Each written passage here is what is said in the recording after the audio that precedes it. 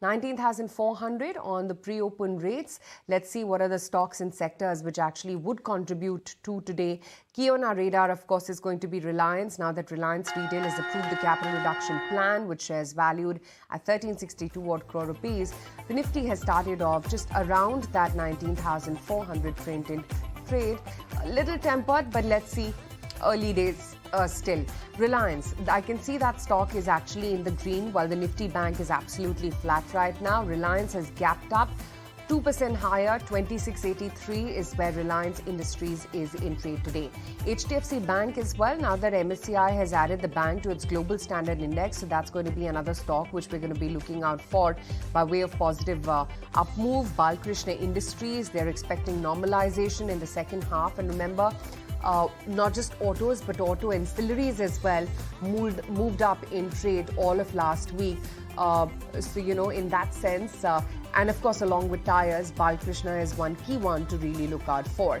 Keystone Developers, the pre-sales in Q1 has more than doubled. There's HAL as well, which is one of 459 crore rupee worth of new order. Titan, look out for that as well, considering Morgan Stanley has downgraded the stock, rating slower growth and expensive valuations, and I think this is the first downgrade coming in for Titan in about 2 to 3 years' time, at least from the house of Morgan Stanley. Titan has started off flat in trade right now.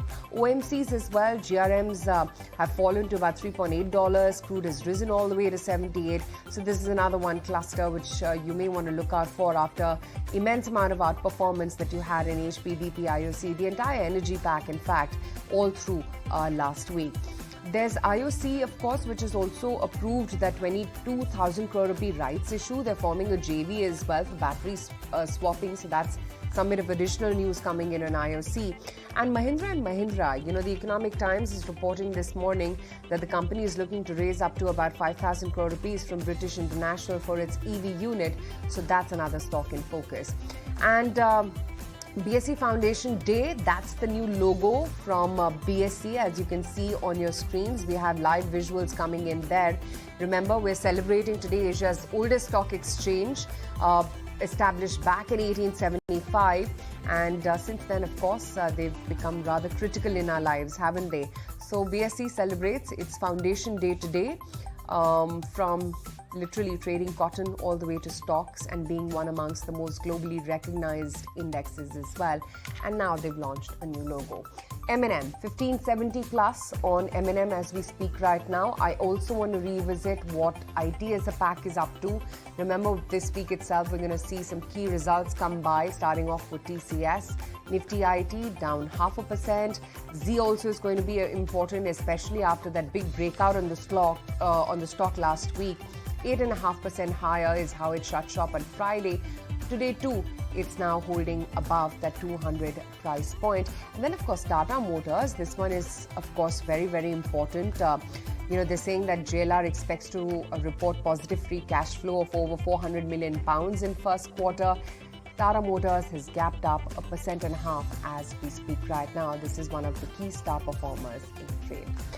But Kunal, how's it looking for the overall market and any individual stocks that you're trading right now? So actually, I think it's looking very attractive for the indices. The opening seems to be very strong. Large cap names again leading the charge. Reliance, specifically, a stock which I think we've been recommending regularly. That's a very strong breakout for Reliance Industries. But then one sector which has been moving up higher is the auto index. And the stock which I would look to trade in the open would be actually Hero MotoCorp. The stock is looking extremely strong. Even last 2-3 days, we've seen mild pickup of the price action for Hero MotoCorp, trading about 3,100. Looks very attractive for at least another 8 to 10% upside over the next 1 to 3 weeks. Let's get in your take then. What's the outlook on the markets as a whole, given the fact that you've got the Nifty Bank index around that 44,960 mark, as well as the frontline indices holding out in the green? So expecting a pause to continue, wherein anytime we go to 19,500, 550, there should be a lot of resistance. Closer to 19,200 should be a support. So this is a tight range.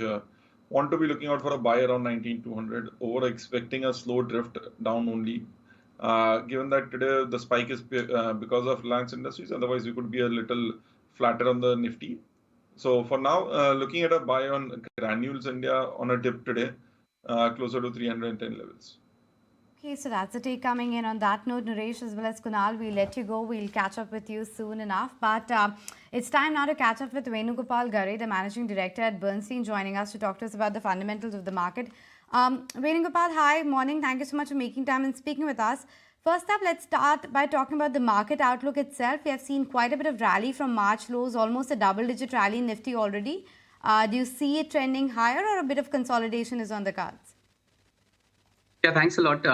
Yeah, I mean, broadly, if I look at the way we have been looking at the market, we sort of upgraded the equity view in the first week of April. Perhaps that was the time when the market was closer to 17,000 Nifty. Now, since then, the increase has been fairly swift. And at this juncture, we are broadly taking an opinion that we should ideally head from a large cap sense, which is the top down. Nifty index perhaps should consolidate at these levels, which is more a time value correction rather than an absolute correction. And a part of that thinking is when we upgraded India, our thinking was fairly simple that macro has to a large extent bottomed out then. And not just the broader macro parameters, things like current account deficit outside of that was showing sort of strength, which meant that even from a currency standpoint, perhaps, it would have been more stable. And more importantly, broader sluggishness in China, which was another variable which we felt would bring in foreign flows into India. Now, to a large extent, all of that holds good even now. Nothing much has changed. It's just that valuations have increased quite rapidly.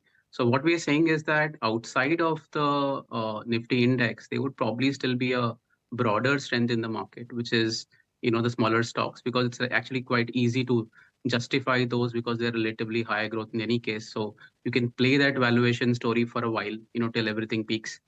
So that's like the broad view right now. I mean, there are some risks which we can discuss, in terms of those are the risks which sort of cap upsides beyond the stage.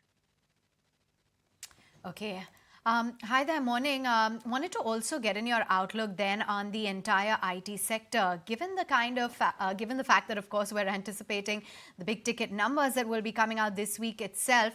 How are you looking at how the Indian IT companies stack up in terms of valuations? Is there that distinct line between the large versus the mid caps? Yeah, so see, the broader thinking for us at this juncture is if you look at the outlook on exporters in general, which includes IT, it's not really that great. So I think that is the more important thing is it's actually known.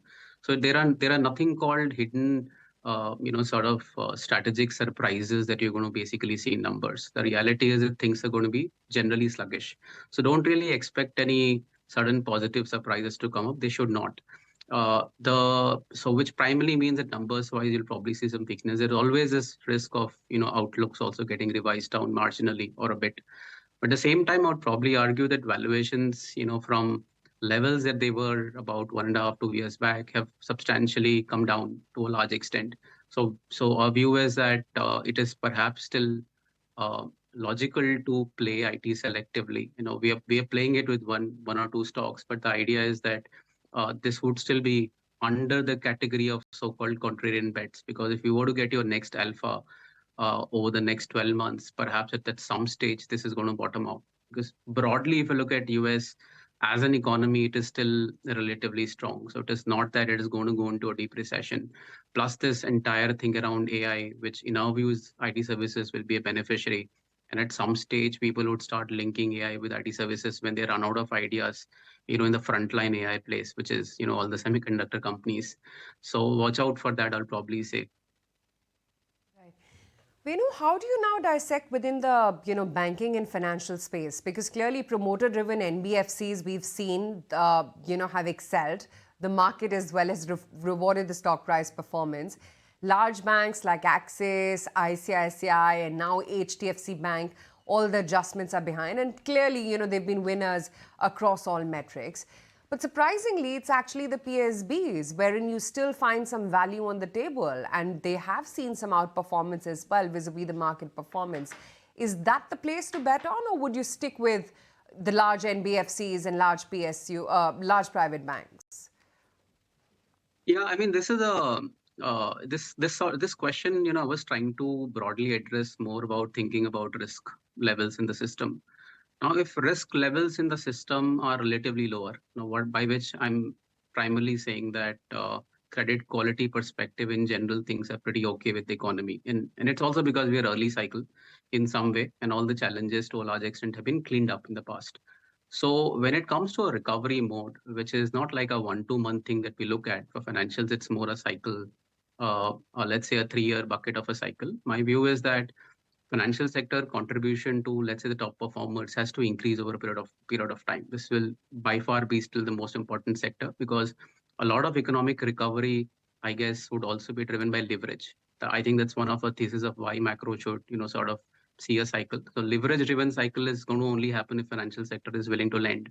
And I think they are starting to be comfortable in willing to lend. So it's a overall positive view on credit growth over a 3-year view, which primarily means that you have to broaden your horizon around what to buy and what to sort of get out of. And I think if at all you see risk, would be individual banks. If you're not comfortable with promoters, will ideally you would anyways put those aside. But then apart from these frontline banks, we have generally been open to SOEs as well, even though I tend to avoid them. So one of the largest SOEs or the public sector undertakings, we have it in the India portfolio, which is actually a rarity. It is just a representation of the fact that we want to broad-based. See, some NBFCs have really swiftly moved up, that you've seen, I guess, as soon as the interest rate peaking happened, right, from an RBI policy point of view. So I guess that was a trade. So you'll probably see some correction before things move up. Right. What about autos, Venu? I mean, are they close to anywhere peaking out? I mean, we've seen the performance and the commentary from Tata Motors. Now they're saying, JLR is expected to report positive free cash flow of over about 400 million pounds in the first quarter. We've seen all those new launches coming in from the entire two-wheeler stable, and, the fear around what it would do to Aisha's dominance. And then look at M&M. I mean, in just the last 1 year, the stock price has already doubled. I'm not asking you stock specific, but just overall your thoughts on the auto pack. See, auto, we have generally been positive. Unlike the consumption space outside of autos, where things like FMCG were not very positive, and there were very valid reasons not to be positive on FMCG or broader or discretionary outside of autos. See, autos had momentum primarily because of two things that was very, very clear at top-down level. One is passenger vehicles CAGR over the last 3 years, or I would say pre-COVID until now, is probably around 4%. Two-wheelers are still sitting at absolute volumes which are below pre-COVID levels. So very clearly, we are not peaked out. We are moving through a positive cycle. Similarly, from a margin standpoint, you've seen commodities basically moderate significantly, and price hikes have already been taken. And now commodities have started to moderate, at least in the last 6 months. So that's going to be positively impacting margins. So we've not yet peaked. That's the way I would look at it. But at the same time, we would run out of ideas at some point of time. So the frontline PV players, which includes the names you mentioned, the 3 companies basically which are associated with PVs or tractors, they are anyway something that we like. Of course, 2 of them are covered stocks which we like. The two-wheeler names we have still very individual bets in terms of what we take, because we don't want to be eventually caught in a sudden situation where EVs pick up and somebody loses quite materially. So they're being very selective about it. Similarly, at the same time, the premium launches which are happening, of course, is going to be impacting one of the companies which is a premium player, but at the same time, it's going to support the new companies which are entering that space. But then the question simply is, which of those really focus very hard to make that as an important space for themselves is very important. Just one launch itself is not enough. You need to take that as a very holistic approach towards how you distribute the product and what is your next pipeline. So that's an area that we would be focusing on next. But one of the two-wheeler companies, which is the largest market cap ones within those 3 or 4 important ones, is something that we like and we have an overweight.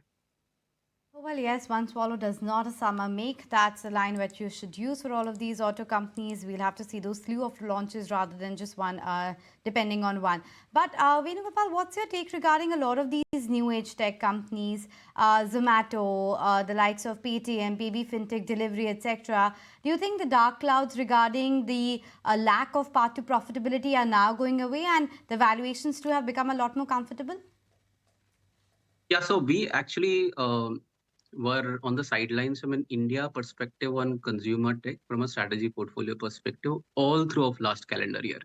We upgraded consumer tech in January to overweight, and so which primarily means that we were fairly comfortable with the trajectory in terms of the path to profitability. Now, at any point of time, even if you look at valuations today, they would still look very costly relative to the world. And we had to actually take pretty much India-specific calls and take a call on both growth as well as business model changes that some companies have actually done, and whether they can actually sustain or generate profitability, at least in there in that path.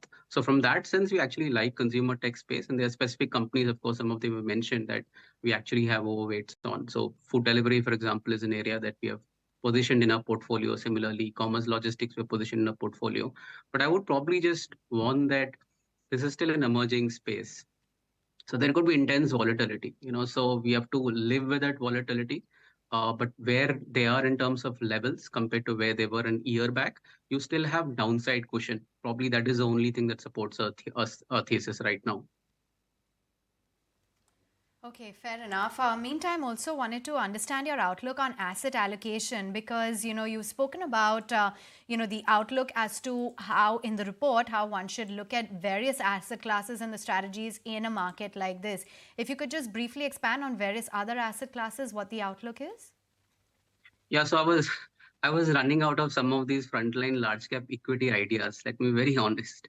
So I ended up in the portfolio taking a 20%, sort of weightage to SMID index because of the lack of individual companies, that we had coverage on SMID. So I wanted exposure to SMID to play that, sort of flow momentum. Similarly, from a point of view of global perspective, there are three things which matter, right? Which is fixed income, gold, as well as something like a crypto, which is an emerging asset. So we didn't really overtly put anything in fixed income this side, but at the same time, what we did is we ended up taking a short position on gold and taking a slightly long position on Ethereum. Now, this primarily is a very interesting thing because this to some extent means we're taking a risk on view from a global perspective, which is primarily meaning that we're not going to see any of the financial sector distress that we saw in the US a couple of months back or early this year, which led to, sort of people sort of moving into gold as sort of as a hedge. I think it's a very, very costly asset at this point of time. So that's why we thought we should introduce a short on gold. That's a view we've been holding for the last 2 months. It's just that we added in the portfolio. I just want to scratch the point that you first made, that the market does run some risks. What risks were you alluding to? See, if you look at monsoons, it's been very patchy. So that sort of does worry me a bit. I mean, the overall headline numbers doesn't matter because a lot of regions where monsoons essentially have been sort of below expectations. So and plus not just that, if you look at this volatility around vegetable prices, which does lead to, sort of impacting the budgets of the middle and low middle class. That's another aspect which sort of worries me on the consumption side. The second aspect, which is important, is look at the India earnings story. See, the India earnings story is not a top line story. I'm pretty sure you would have heard that it is more a margin story for a lot of sectors. And that is actually being driven through the fact that commodities have been pretty much in control. But the perspective is, I'm basically saying we're not heading into a deep recession globally. China is sluggish right now, but if it sees a semblance of recovery, if commodities actually go up, which is both crude and other commodities, that could sort of spoil the story, right? So that's the second aspect that I worry about. The third thing is, at this juncture, we are more or less in our view that we are not going to see any rate hike anymore in India, right? In fact, people are talking about when the cut will start. Now, Fed has clearly signaled that they would probably be hiking more through the year, right? Which is primarily meaning that India would have to take a call on how much gap we want to keep with Fed rates. Because then, I mean, we are in an okay situation as far as reserves and current account deficit is concerned. So we may not see too much rupee volatility. But let's say 3 hikes, 4 hikes, and we're talking about 2 more hikes for Fed, but let's say more than that, then how does India react? That's all a question of how US inflation shapes up and how sustainable, it is in terms of its decline. Okay, and just before I let you go, you are positive incrementally on consumer tech, but I don't see many consumption or the FMCG or even consumer durables, etc. in your portfolio. Is that a conscious avoid? Yeah, I mean, honestly, FMCG, I didn't want to. Too costly, has already traded up. There's no positive surprises that I see. You're seeing some updates as well, right, from companies like Marico. It didn't look that great. The second thing is probably argue that consumer durables was not a conscious sort of a thing. We are broadly of the view that things are not that great at this juncture. At some stage, we would probably pick individual stocks there. especially given the unseasonal sort of rains which happened, sort of did cloud or impact, sentiment in terms of volumes this quarter. But ideally, that's a space which is linked to real estate. So if I were to take a 12-month view, I would want to add stocks in the consumer electrical durable space. That's quite interesting.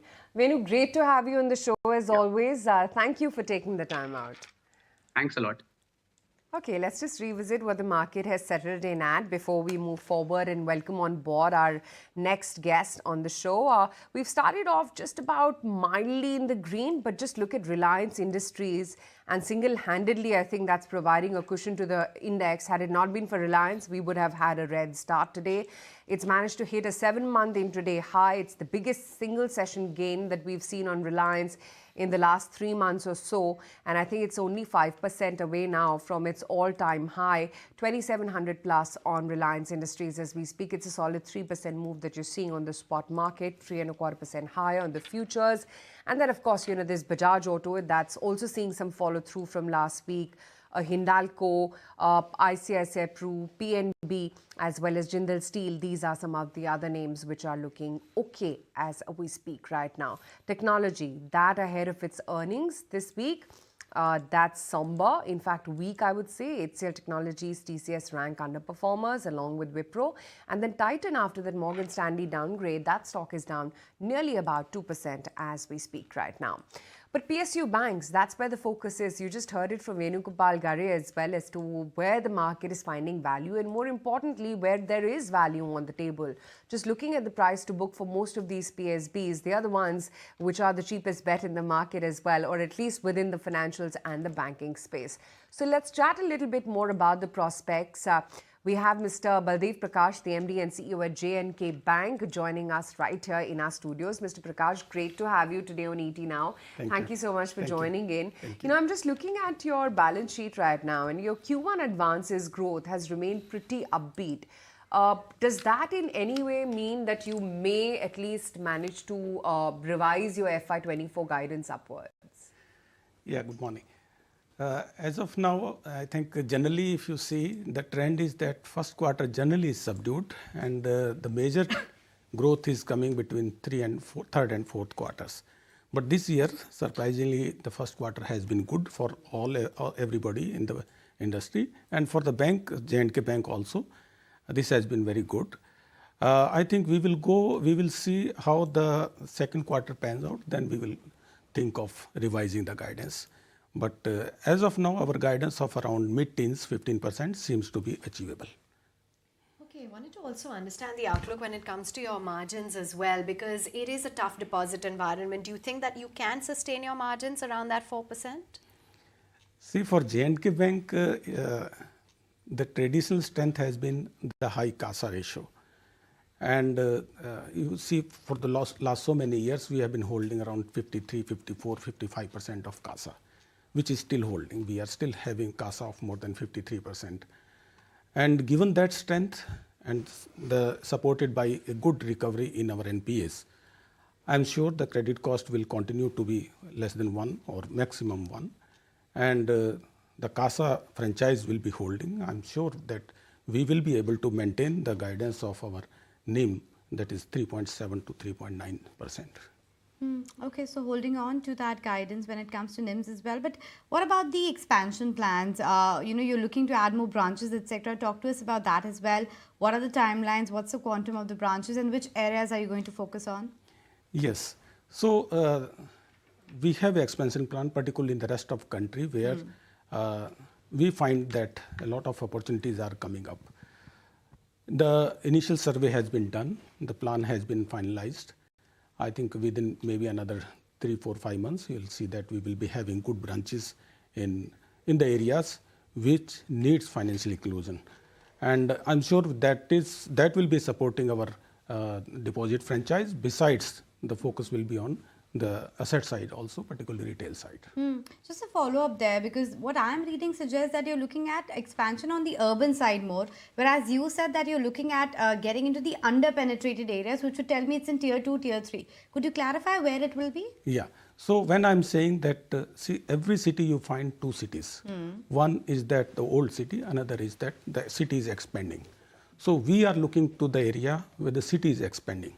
It could be metro, it could be urban, it could be semi-urban also. Got it. And would you be raising additional funds as well for all the expansion that you've just talked about? I think for the timing, we have the good internal accruals. Okay. So already the bank is having capital adequacy of more than 15%, which you see has come after almost 8 years now. So for the timing, the board has not taken a call, and once the board decides to raise capital, we will definitely come to and advise the market.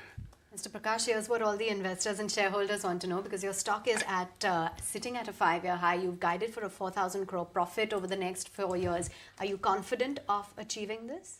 Yes, we are quite confident, and this guidance was given after due thought. Last year we have touched around 1,200 crores, which is again a historical high. In the last 84 years of the bank, this level has never touched. And given that a lot of strengths the bank is having, plus the franchise in J&K and Ladakh, the areas, both areas are now, J&K and Ladakh, they are actually now seeing the development which is unprecedented. So given the strength in our home territories and the expansion plans which we are having in the rest of the country, I'm pretty sure we should be able to meet the guidance. Okay, you should be able to meet the guidance, but I also just wanted to talk about some corporate agency agreements. If I have it right, you had tied up with LIC as well as Bajaj with respect to cross-selling their insurance products, etc. as well. How's that trending, and what kind of levers or extra push do you expect from all of this cross-selling, etc.? Yes. See, if you see that cost-to-income ratio has been a challenge for the bank. Yeah. So we wanted to address it by all means. So these new tie-ups which have come up with LIC and a few other players is basically to increase the cross-selling income of the bank. And this other income will support to address the concern of cost-to-income ratio.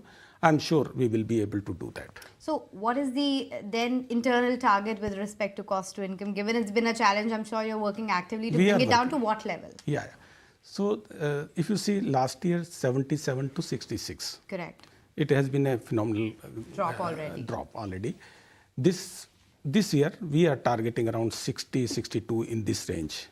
We should be able to do it with these new steps, and we are also expecting a lot of recovery in technical write-off accounts. So that will be also supporting our income side. What's the size of that? What kind of recoveries? So last year, you have seen around 350 to 400 crores was recovered. This year, we have taken little aggressive target, say around 650 to 700 crores. And this has been discussed with the team down the line. Hopefully, we should be able to do it, because a lot of this technical write-off accounts are the bigger accounts where already so much of time has passed. And we are now expecting that this year, you should be able to recover that. So based on this strength, we should be able to have cost-to-income ratio around 60, 62% maximum. And overall, the collection efficiency, how's that been trending? This has been fantastic. You see, our slippages are hardly anything now. In this quarter, hardly any slippages you have seen. And that's likely to be the case for the rest of the year? Yes, Shouldn't expect a big slippage number? No, because the worst is over on that front. You know, the other thing I wanted to talk about, and it was quite intriguing that you said that the kind of growth that J&K and Ladakh area is seeing is unprecedented.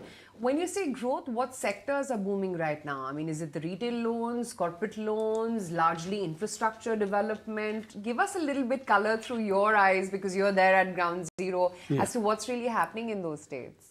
Development is happening in all areas, but as you see, the J&K economy is mainly driven by tourism. Yes. And the tourism, you see, this year, we are expecting it will be more than 2 crores of tourists will be visiting. Last year, it was 1.8 crores. And after G20, very successful G20 we had. And after G20, now the foreigners are also started coming to J&K. So once the people are coming there, so obviously they will be spending some amount. So that money will be going to everybody, including the Shikara ride, and including the MSMEs, the handicrafts, the taxi, the restaurants. And this money ultimately will be driving the economy and the bank also. You did talk about your overall margins and your plans to sustain them around 3.7 to 3.9%. What's the outlook on your ROAs? So ROA, we have given the guidance of 0.9% and which is holding as of now. So lot of revenue streams which I've already told, including the recovery on NPLs. So we will be holding ROA of around 1% or 0.9 to 1% somewhere. As of now, we don't find any challenge on that. I just wanted to come back to the point. You have been alluding to the fact that CASA has been strong, but I was just going through the Q4 number. While the advances growth is healthy at 17%, deposits have gone up by just 6%. Incrementally, what will be the rate of deposit growth, let's say for FY24 and FY25? So we have given a guidance of 2-digit, that is around 10%. So from 6%, which you did in Q4, you're expecting it to jump up by almost 400 basis points. Yes, because the reason is that a lot of steps have been taken and we are now using digitization for onboarding the new to bank customers, and that is going on very aggressively. Last year, we have actually upgraded our technology platform. Now we will be leveraging that technology platform for growth mobilization of deposits. All right, appreciate your time. Thank you for giving us a lot of clarity on your metrics, how you're expecting growth, the fact that you are very confident of that profit number as well down the line. That's the view coming in from the management of J&K Bank. Just a quick check-in on what the rest of the market is up to. Reliance Industries merits a mention, and that stock is clearly scaling higher, providing quite a bit of support to the index as well. A solid 3.5% there. And of course, the pre-open indicative price for signed DLM, keep tracking that at about 403 as we speak. But from banks, let's put the spotlight on real estate then. And we've got Prashant Bindal, who is the Chief Sales Officer at Lodha here, to talk a little bit about what's driving growth in the real estate space as well as the project pipeline and more. Thanks so much for taking time out, Mr. Bindal. To begin with, despite the fact that Q1 has been seasonally a weak quarter, a lot of developers have recorded their best ever performance. What exactly is this a sign of? And do you think that this momentum is likely to continue? Now, if you see, this momentum has been there for almost now 10 quarters. And in every quarter, I think this is the same question asked, that will this momentum continue? But I think whatever has been going on for the last 10 quarters, we believe that this is a large bull run in the real estate sector that we are seeing. And we hope to continue to see the momentum. And Q1 numbers almost equal to Q4 of the previous year was unheard of, but we pulled it off and it's very satisfactory. Prashant, what about growth led by price realizations? Would that be the case, or do you think prices have peaked out because interest rates are no more at that all-time COVID low that they used to be? Do you think that prices would be on the uptick or not? You see, if you see our 17% growth, we generally, as we have always said, that we follow a price increase in a very mature manner. We take one price increase in April and one post-Diwali. So we took one price increase immediately after the year end. And so if you see our 17% growth, roughly about 4% has been led by price increase, about 7% increase in conversion. Now that is very significant, that 7% increase in conversion and about 5% increase in the walk-ins coming to the site. So combined, together, they gave us almost 17% growth over last year, Q1. That's a take coming in. Just wanted to understand that recently you have managed to be a successful bidder for We Hotels as well in Mumbai, right? What's the strategy there? What kind of potential do you envisage? What's the rationale behind getting into this? See, the whole idea is, if you see that we are, last year we did about 10,000 crore business in Mumbai.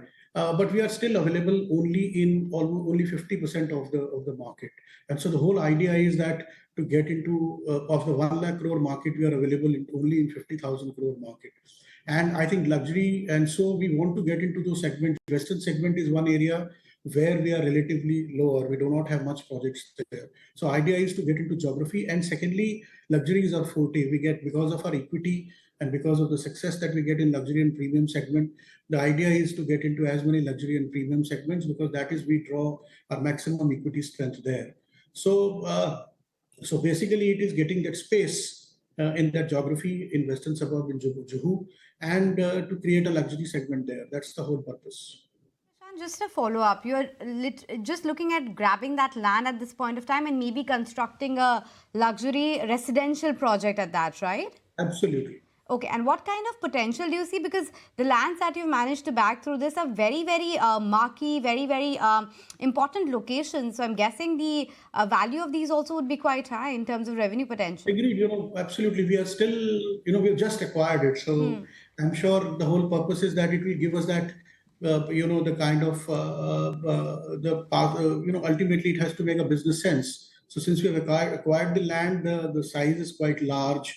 And we hope that in coming time, we will be able to launch the product here. Okay, fair enough. What's the outlook when it comes to your warehousing and industrial platforms? How are they performing, and what kind of opportunity are you seeing? What kind of additional top line growth can these two areas generate? See, we are very bullish on the infrastructure space, because I think that is where the huge potential lies, considering the kind of economic growth that India is having, and in this space. So we believe that it will eventually reach at least 10% of our business potential in the coming years. And considering that we look forward to something like 14,500 crore business, a 10% contribution from that segment will be a very healthy segment, very healthy contribution. The other thing I wanted to talk about is the recent development. I mean, the Karnataka government announcing that upward revision in the property guidance value.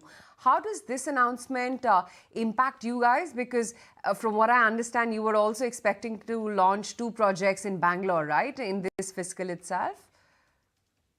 Fair enough, ma'am. Whatever the government guidelines are, we'll follow them. It will impact everybody, positive or negative, but it's good. As you see, more and more control systems, when they come into real estate, they're always welcome. And we'll go as whatever the government guidelines are.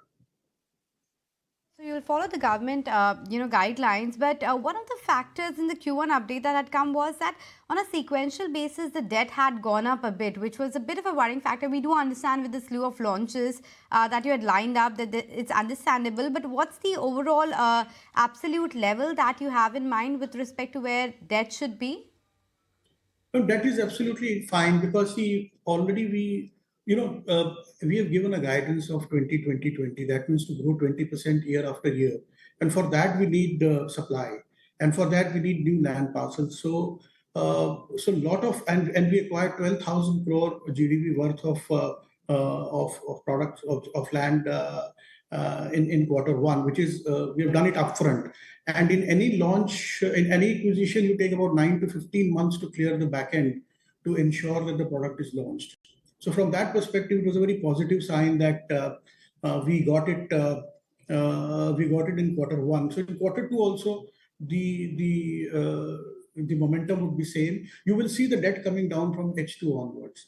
And as our guidelines is like 20-20-20, is that our debt will not be more than 1x of our net cash flow. And we will ensure that we will maintain that. In terms of last year, we ended up with a debt of about 7,000 crores. This year, hopefully definitely less than 6,000 crores. Less than 6,000 crore in absolute term, and you're saying you're on track to get to that number of 0.5 debt to equity by the end of the year, and second half will see a lot of debt reduction. Absolutely, because debt basically depends on how much acquisition you do. And since we have done the acquisitions upfront and we have paid the money for it, so that is why a slight increase in debt, very slight, but you will see the final number coming down in H2. Prashant, the real estate market is getting very, very broad. It used to be only, the premium cities like, let's say, Mumbai as well as Bangalore that used to get the bulk of the high-end properties, but it's getting expanded. What's your view as to other geographies that you're looking at expanding in? Is Delhi NCR one of the focus areas? Chennai is seeing a lot of property development recently. Are you looking at getting into that as well? Well, our belief is Bombay is Bombay. It means, Bombay is, if you look at the top 7 cities, Bombay is almost 40% of that business. And Pune is the fastest growing market. So we are well entrenched in these 2 markets. And we believe that, and we are entering into Bangalore. We believe that in our short-term goal of 20,000 crore in coming 3 years, these 3 markets can take us there. And it's better to leverage your strength in where you are than to expand all over the place. And we believe that Bombay itself offers huge opportunities. As I said earlier, it's about 1 lakh crore market and we are available only in 50,000 crore. Yes, we may seem ubiquitous, but in Bombay, but we are only in 50,000 crore worth of market and we have 20% share there. Whereas rest of the 50,000 crore market, we are hardly there. And so our endeavor would be to enter into this 50,000 crore segment in coming 3 years and get about 10% share of that. And if that happens, then Bombay itself is a 15,000 crore business for us. So the endeavor first would be to reach 15,000 crore in Bombay and 5,000 crore in Pune in the coming 3 years. And that is from there, then let us take it from there. Right. Okay, Prashant, good to have you on the show. Thanks as always for taking the time out and joining in with all the perspective coming in from your Q1 updates. Thank you. Thank you. Okay, that's the word coming in from the LODA or the Macro Tech Development Management. Today, of course, the stock is a little lukewarm, down about 3% as we speak. But we were just chatting with the management of J&K Bank. Look what that stock is up to. And then, of course, I want to quickly bring up Cyient as well in trade for you. If we do have the price discovery, that stock will just come up for you on your screens and how it's, listed in trade, given that the pre-open rate itself was indicating a move of about 52% on this one. But remember, we told you that we're today celebrating Asia's oldest stock exchange. That's the Bombay Stock Exchange, which celebrates its foundation day. So let me quickly take it across to Ankur, my colleague, who's currently there, part of the celebrations, and get in more info on what the Bombay Stock Exchange is doing in its new avatar with the new logo as well today. I'm standing at International Convention Hall of BSE, where the history of Bombay Stock Exchange actually began. And I'm going to take you through a few of the pictures which are there in the hall. And one of the pictures is depicting how buying and selling was done when online trading was not there. So I'll show you this sign.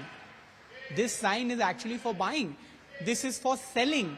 If I do like this is actually number 5.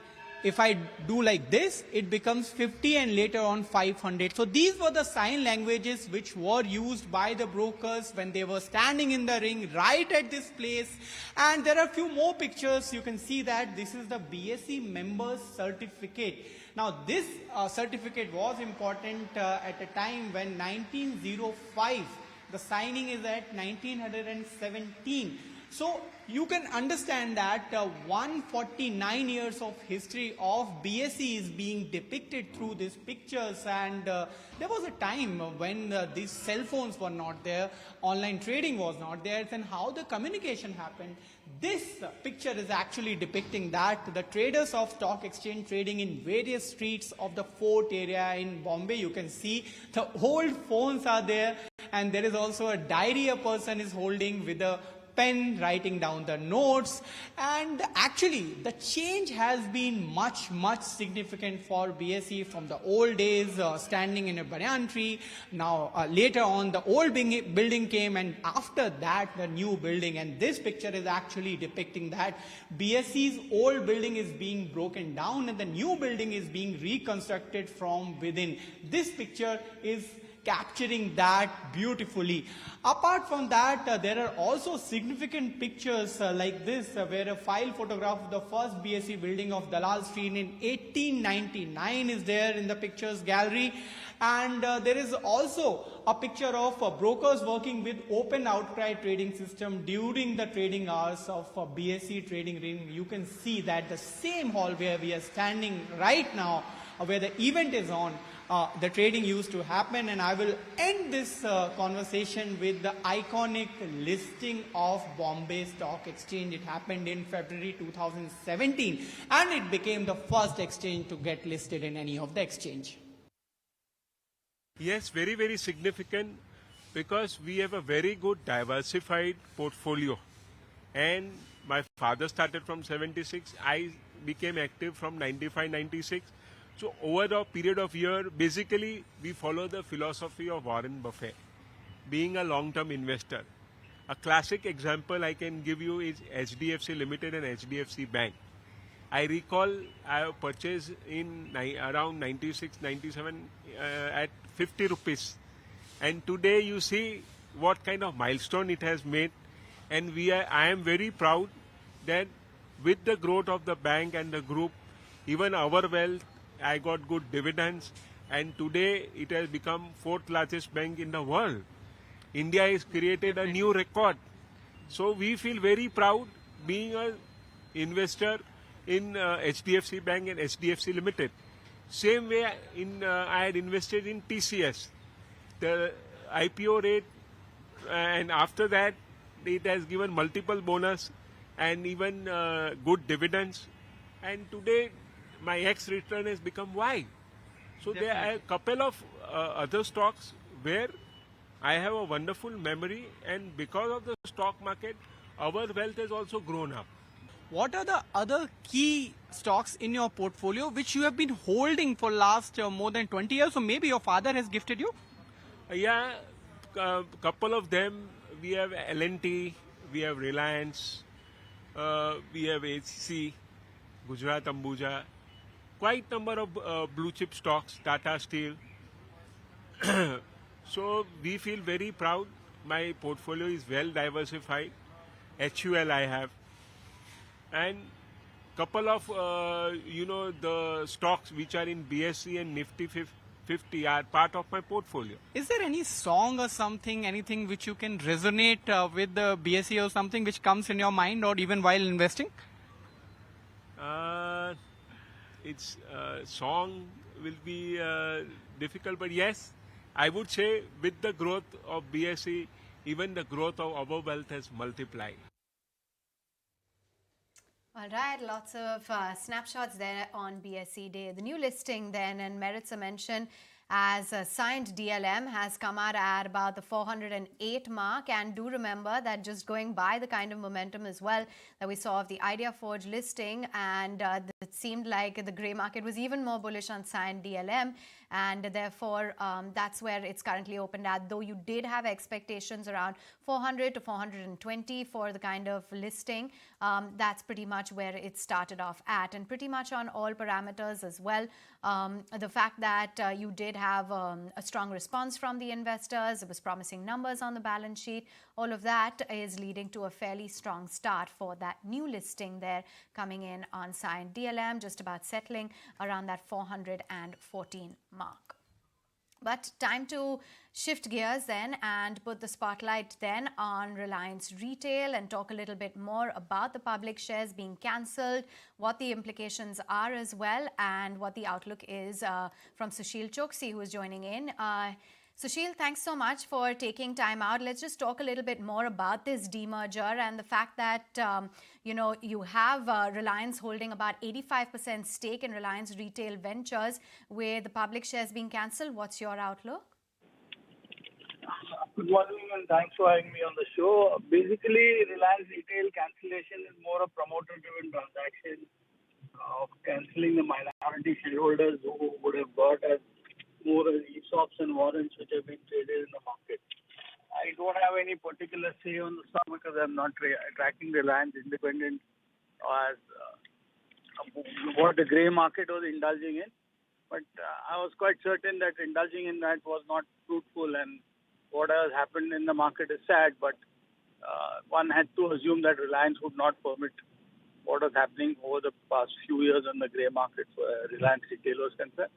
It's a candidate where Reliance as a parent, the shareholders would get a reward like what Jio Financials has been announced. The same thing would happen to retail and the Jio on the telecom side. Okay, so that's a take coming in with respect to the latest on Reliance Retail. But what do you make of the valuations? Because yes, as you pointed out, there was a bit of an over-exuberance when it comes to the unlisted market. Is 9 lakh crore a more realistic valuation, you believe, for retail? Approximately 1100 to 1200 rupees a share is something what is being valued at currently as per the analyst reports which we see from global majors. And it all depends on the growth pattern and kind of ventures, retail ventures in the premium segment they roll out, and how they blend the retail business along with telecom for achieving higher penetration higher e-commerce and many other such matters. But right now, I would assume that 1100, 1200 should be a fair value based on what is being assessed by global majors. I haven't worked any specific number based on sales. And what do you think is the fair value of Reliance itself? Because that one is doing quite well. It's almost at 2800 mark, very close to the all-time high levels. What's your expectation for Reliance Industries, the listed entity itself? So basically, this Geo Financial demerger, which was announced few months back, along with Kemi Kamath heading the venture, I think it's a precursor to what will happen in telecom and retail over a period of next maybe a year or 2 years later. One doesn't know, but definitely both the candidates are there. So the shareholders are bound to be rewarded on both. One, the Geo business, which is on upward trajectory with retail along with formats and different kind of experience which they are offering to public. Once the penetration and growth is reached a reasonable level which they are desirous of, I think they will make the share public.